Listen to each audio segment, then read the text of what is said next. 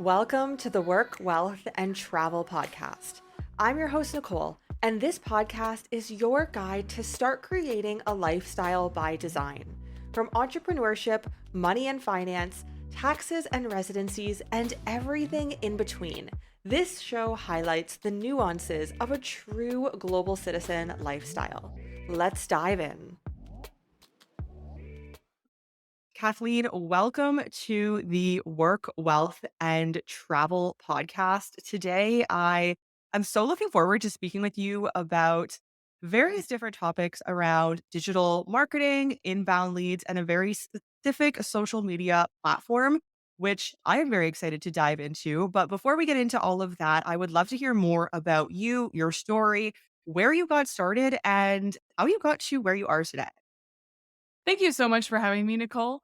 I'm really excited to be here. I have been in digital marketing for 13 years. So basically, since the dawn of digital marketing. And things have changed a lot. There's been a lot of updates, and the internet is a different place than it was when I started. And I have done a whole bunch of different things done for you in the past. So I started out as a blogger. I then partnered with a colleague to build their podcast up to multiple six figures in revenue, then left that partnership and decided to go out on my own and help other people build marketing systems. So I've done websites, I've done sales funnels, I've done sales pages, I have built marketing systems, I built lots of different lead magnets and all that kind of thing, and built a content marketing agency that I shuttered in 2022 when I realized that I can help people more by coaching. So instead of being the outsourced content marketing arm for these corporations, what I wanted to do was help creators stay in the creator space if they wanted to. The thing that motivates me a lot is that the failure rate of solo businesses is atrociously high. And I think part of the reason for that is because most people don't understand when they're going into business for themselves that they're signing up for a full-time sales job. Yeah. Ooh, that ending there was so good. When you go into business for yourself, you're signing up for a full-time sales job. Yes, I can totally resonate with this. And I'm sure you've seen this many times over and over again. What are some ways that you can either mitigate or potentially pivot and change your direction slightly? Sales and marketing are so different. And I've spent a whole bunch of time in marketing where you build up your brand, you niche down, you create a system where somebody comes in and you get their email address because you don't want to build on rented land and all that stuff. But the truth is, when when you're facing a near empty bank account or you don't know where your next lead is going to come from, you have to pivot and focus on outreach. And that's really scary for people, especially the people that are drawn to online business. They kind of see sales as kind of like pickpocketing. Like you see it as a way that you're going into somebody and just taking money out of their account. And nobody likes feeling like that. And so you lean back on content marketing and you hope something goes viral and you hope your content speaks for itself.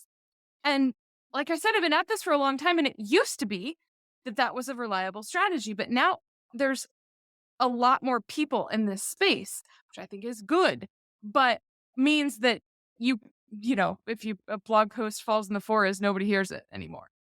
Switching into outreach means changing the way you show up online, and it can be kind of scary. This is so interesting, but it reminds me of something my partner said just last night. We were out with some friends and he was talking with one of our friends. And I think the friend was telling us how him and his partner met. And it was all in Spanish and I don't speak Spanish. But then my partner kind of translated it for me and he was like, oh, he was telling me how the couple met. And basically saying that when you meet your partner, it's sales. You're selling yourself. And I was like, yeah, he's told me before too that when he met me, he knew he had to sell himself to me to make me interested. And so it really just frames things into the perspective of almost everything in life is sales in one way or the other. Anything you've wanted and you had to work to get is flexing your sales muscle. Yeah. Yeah. So funny when you, like, put it into a different perspective. So, Unless my you are a pickpocket, then you can just take. people might not be happy with you if that's your method, but, That's not really a good way to live your life. so let's talk sales. So, sales in marketing yourself, in your business. Tell me all of the things, how you go about it. And you've been in this game for over a decade. So, yeah, I'm going to leave that a very open question for you. Well, for me, when I started out, I had such name recognition because I'd done a lot of really good things for this podcast. And it's a great podcast and it's even bigger than it was when I left. And that's great. It's great for them. And so I was able to have conversations with people that were like, oh, what are you doing next? I want to be a part of that. And referrals beget referrals. And for a long time, my sales strategy was do good work for good people. And that worked for a long time. But when you pivot too much, which is what I did recently, and I wouldn't say too much, but when you pivot both your offer and your audience, you immediately need to reach out to people who don't already know, like, and trust you. Because that's what I was doing before. And that's the marketing side of it, building up that know, like, and trust factor. But transitioning from doing content marketing for organizations to helping solo creators make more money, it's a huge pivot. And so I needed to go and find them. And I had a couple of different masterminds and I was trying to fill one of them. And I got the advice from someone in a group that I'm in that said, why don't you look at LinkedIn? I was like, oh man, LinkedIn, that's a terrible place. That's the place where you go when you want a corporate job or you want to get calls from recruiters or something that I wasn't really interested in. And they said, no, you should check it out. And so I did. And you know how everybody has a LinkedIn profile? But nobody goes to LinkedIn. Nobody even thinks about LinkedIn. If you think about LinkedIn, it's in terms of thinking about how much dorkier it is than all the other more fun social media channels. And what that means is that nobody's really doing it right.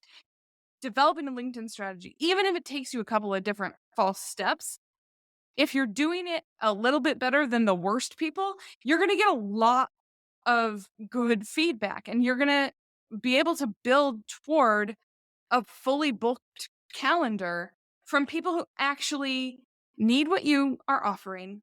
And because it's on LinkedIn, they have the budget to work with you in a way that Instagram doesn't really guarantee.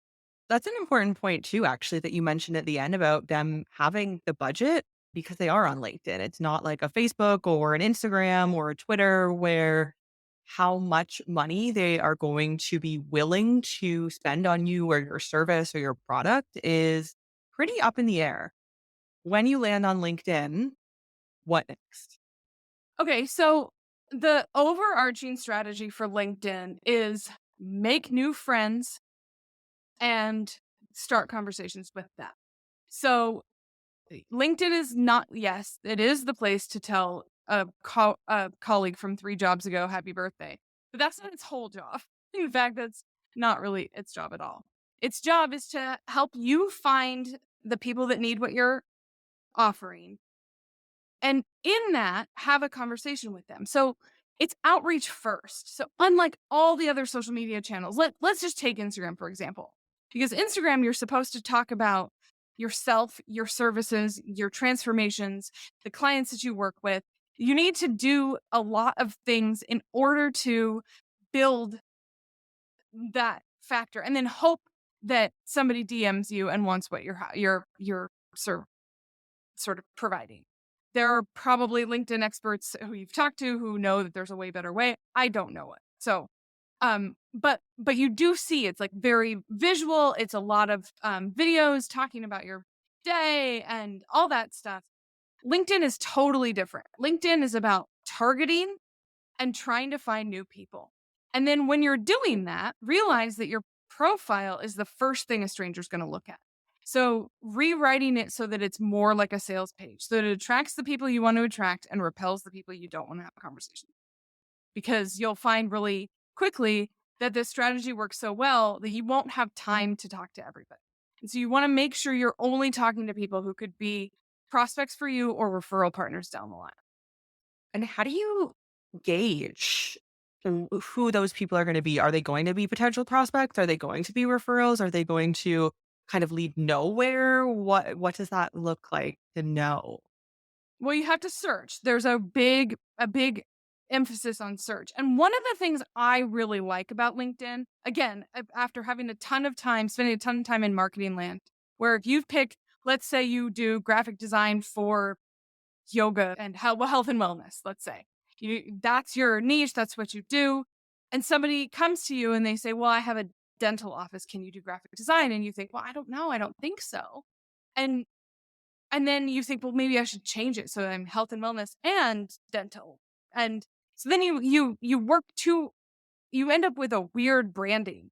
But let's say you instead aren't sure, and you know you're a graphic designer, but you aren't sure of the past couple of clients you've worked with, of the past dozens of clients you've worked with, which ones you want to replicate. Well, you can do two separate searches and then let that decide from there because they're looking at you from a conversational perspective. They're not Most people are not like going to search you out on all the different channels, look you up on Google before they reply back to you. It's a conversation starter. So it's really, really different in that respect. And so once you have searched, you've started the conversation. Is there, this is like the traditional marketing getting to me. Is there like a system, a funnel, a workflow, or is it just very organic, natural, and casual? And maybe that's the appeal of it, or is it a hybrid of both? I wouldn't call it casual because it's really formulaic, but it's also not like this is where I see people who over rely on automation screw it up. So, like, imagine you're at a networking event and you walk up to somebody and you say, "Hello, would you like to buy this from me?" And they're like, "I do not even know who you are. You interrupted me while I was talking to somebody else about the basketball game the other night. What the heck?" So you think because when you look at LinkedIn yourself, you think, "Okay, I've only ever seen this. It must work. So I'll start pitching in the first message." But if you remember that there are humans on the other side, by and large, there are bots on LinkedIn, but by and large, there are humans that you are trying to connect with and have a conversation with. When you do that, you immediately stop the pickpockety gross outreach approach because you would never do that in conversation. You would never ever do. I mean, if you would and that works for you, cool, but I don't think it does. And you don't want to you don't want to mirror that. So there's you want to nail your messaging, and I know this is going to come as shock to all of the people who are listening to this, but the canned responses that LinkedIn gives you aren't the ones you want. Like, weird, I know, but you need to, instead of asking somebody if you can join them, you need to invite them to join you. So you need to craft a message that draws people in. And if you do that right, I would say about 10% of the time people respond back to me with like, "Yeah, let's get on a call." And they take it off LinkedIn right away. That's great. So you use automation, you build a script library, but you don't ever forget that you're trying to talk to people.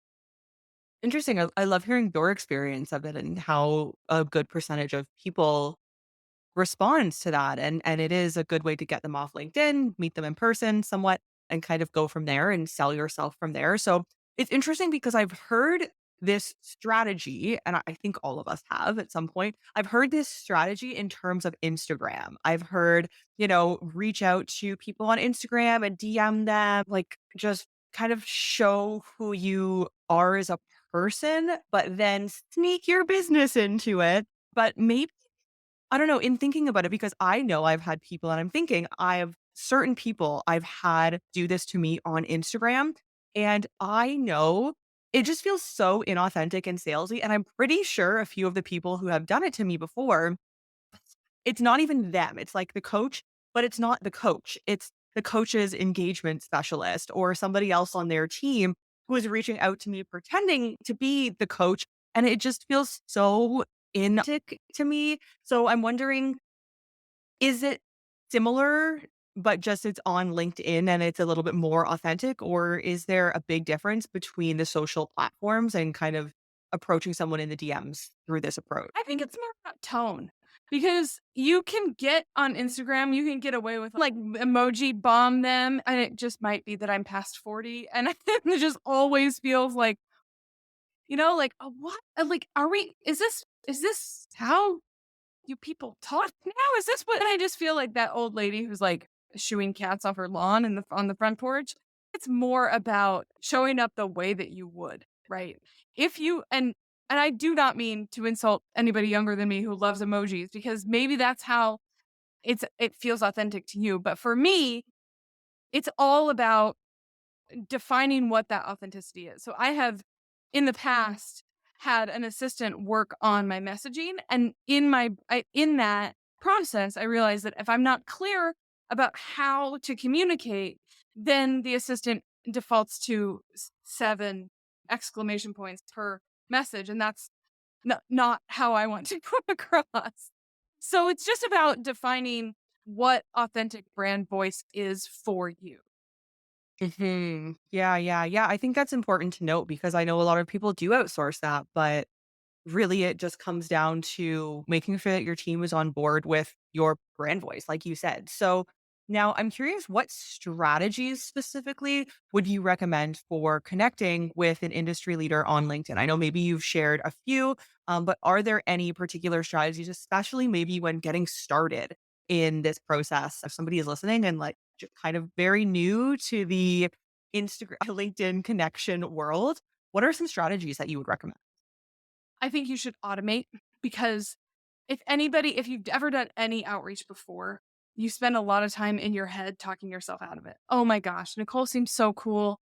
She looks busy. She doesn't want to hear from me. And so you want to have a search parameter set up and outsource the actual messaging to automation where because the tool doesn't look at your LinkedIn profile and talk themselves out of it. You shouldn't, and really good salespeople would never do that anyway. But those of us who have some hesitation around it think, "Oh my gosh, they're never going to respond." You make like decisions for them. You tell stories about them.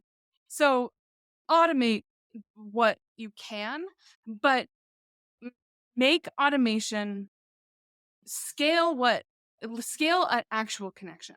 So instead of listening to some bro say, "So this is a numbers game," and then just try to reach out to as many humans as humanly possible, be more real about it and reach out to 30 people a day and but do it and let them opt out of it. The tool that I really like, no matter what the automation is, kicks people out of the automation the instant they reply.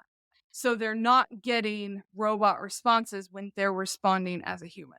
I've never heard that before. Can you share what tool this is? I think it's ManyChat for Instagram, but I'm sure there's a different one for LinkedIn. Well, there's a whole bunch, and the one that I use right now, and we can put my affiliate link because it gives people 2 months free, is Walaxy. So like Galaxy, but with a W and another A. But yeah, if you use my link, and you totally don't have to, but it's 2 months free and you can test it out. And then you can also start with Sales Navigator. So LinkedIn Premium's not worth paying for. Sales Navigator always does a free month trial and they'll do it occasionally. So if you cancel it in the first month and you come back to it a couple months later, they might let you do it again. So those are the two tools that I would use because then you can do searches in regular LinkedIn. You can just get a lot more refined in Navigator. Oh, interesting. Yeah, I mean, I would love to hear. I didn't even know that you could do searches within the tool itself and then maybe set parameters. So I would love to hear kind of what other aspects of LinkedIn it can either automate or assist in the process instead of just natively going to linkedin.com. But I had one other question for you. I will ask you because I forget it. I will ask you after you answer this one. Cool. I didn't catch the question. Oh, I would love to hear what specifically so inside, let's say, Walaxy or some of the other tools you use, what else can be automated or just made easier instead of maybe going to LinkedIn and searching? Maybe it gives you more parameters on to find somebody who's in a specific field or industry or has a certain educational background. Just kind of what parameters it can set and how it can help you more than just going to LinkedIn.com and natively searching there. So I think that the native LinkedIn is actually pretty good. If you think about as a creator, you don't need to reach 40,000 people. I mean, maybe you do, but usually you don't.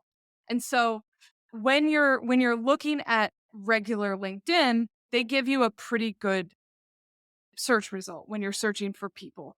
And if you haven't played on LinkedIn very much, it's really easy to find the search bar. You search for people, you can set your location, you can set your connection, like how many degrees removed do you want to talk to. The big thing for Navigator is if it's not working very well for you on free LinkedIn, it's because of the quotas that LinkedIn has, because they don't really like third party tools. And so a lot of the third party tools just sit on top of LinkedIn. And a lot of them could be like here today, gone tomorrow too. Um, it's having a moment, it's doing well now. That's the one I recommend right now. So the thing in Navigator that isn't in regular is there's a box that says active on LinkedIn within the last 90 days. And if you check that, your message acceptance rate will go up naturally. Interesting. I had no idea that you could, get so much information and automate so much through a third party platform. My other question for you was you mentioned briefly that LinkedIn Premium is not worth paying. So I would No. love to hear your opinion. I have tried it a few times. I didn't even know what the difference was other than a little badge. So if you know, or maybe you also don't know and that's why it's not worth it, I would love to hear. So LinkedIn Premium allows for InMail, and I have never met anyone who's responded to InMail positively ever. What is The InMail? history of my it's when it gets to your email box and it's like a message from someone you don't know, and it's always something you don't need and haven't considered. Interesting. So it's kind of like a DM that goes to your email? Yeah. And if you pay LinkedIn for the privilege of doing that, you can reach out to a lot of people who actually don't want to hear from you. So so it's not good. I never recommend sending InMail ever. I've never like I would love to get one that actually means something that I'm like, "Oh, yeah." But it's usually a cold pitch about buying links or developing an app or something where I can hire you for something I Yeah, it sounds like those emails that go to our spam Gmail and it's like, "Hello, Mrs. Somebody. I would like to offer you an SEO audit." And it's like this person is from halfway around the world and that's what it sounds like. Didn't know that benefit, which yeah, is nobody like well, humans don't care about that badge. It's not the yes. same thing as like the blue check mark where it's like, "Woo, Yeah. woo," you Yeah, know? totally. Which yeah, the blue check mark is like a whole 'nother topic of conversation Yeah. these days on It's also multiple. not as it's not as lucrative as it once was. If you can pay Yeah. for it, it's no big deal, but whatever.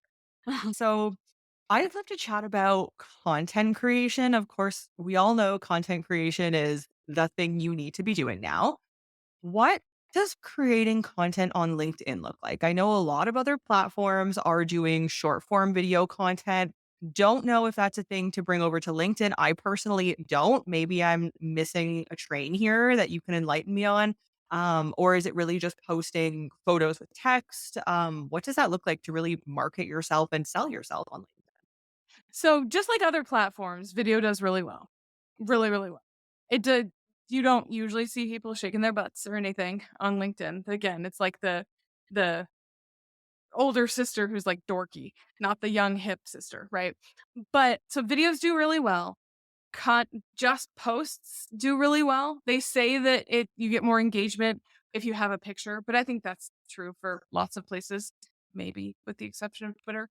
But the big thing with a content marketing plan that's focused on LinkedIn, and this is going to be such a breath of fresh air if you're used to other needier platforms, is that the algorithm dings you for posting multiple times a day. You end up competing with yourself if you're posting multiple times a day. So being consistent on LinkedIn can be one good post a week, which for me was the biggest like, all right, I'm just going to focus on this one then because that is such a relief. I don't have to post 50 stories and 5 reels and 10 posts every other day. Like I I can get more traction with less on a platform that where there's more buyers. It's just, to me, it's just a straightforward, easy no-brainer. Wow, that's such a breath of fresh air. I had no idea. I didn't even know if like posting video or how that really worked on LinkedIn.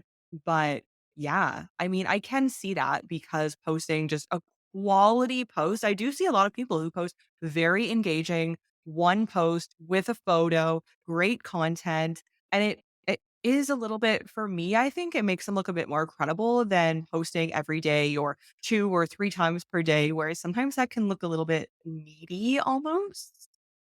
Well, you don't ever see it either. And so Yeah. the thing to think about with content, if you're implementing this framework, is that content keeps you top of mind to anybody who's replied to you.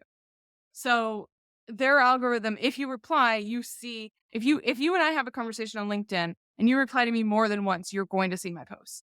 That's just Oh.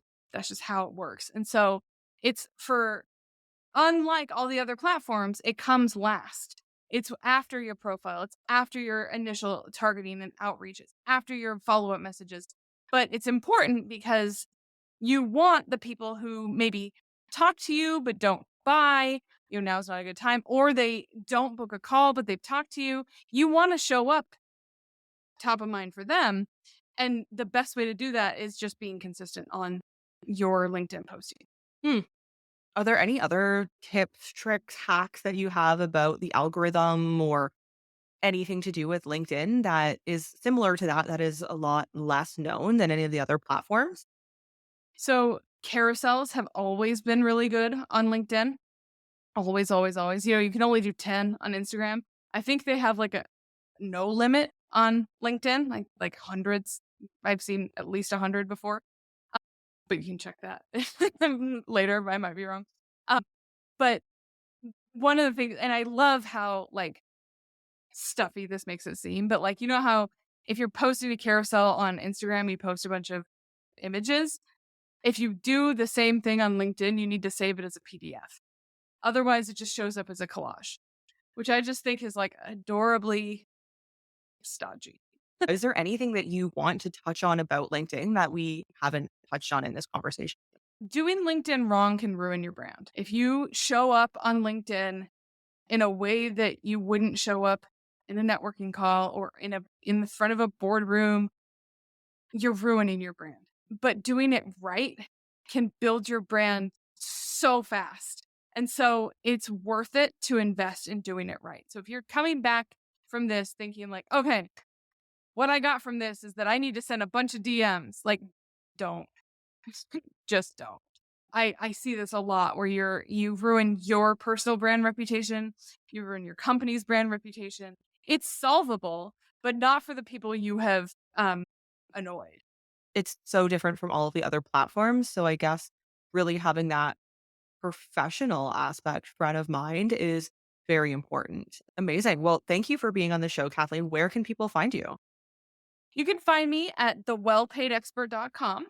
I have a quick training video about what we just talked about. So if you want to go to thewellpaidexpert.com/level up, that's the best way to learn more about this in like a concise way. You've just listened to the Work, Wealth, and Travel podcast.